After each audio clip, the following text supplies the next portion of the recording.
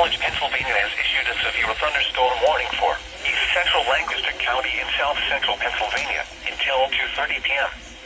At 1:55 p.m., a severe thunderstorm was located over Corryville, moving east at 35 miles per hour. Hazard, 60 miles per hour with gusts and quarter-size hail. Source, radar indicated, has issued a severe thunderstorm warning for East Central Lancaster County and South Central Pennsylvania until 2:30 p.m. Locations impacted include storm was located over Corryville, moving east at 35 miles per hour. Hazard, 60 miles per hour with gusts and quarter-size hail. Repeating, a severe thunderstorm warning has been issued until 2:30 p.m. for the following counties: Lancaster, Pennsylvania. Expect wind damage to roofs, siding, and trees.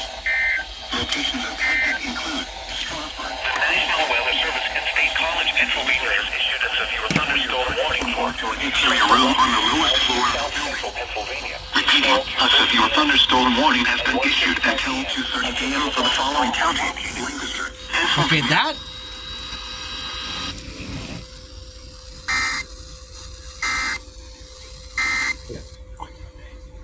Alright, that was unexpected.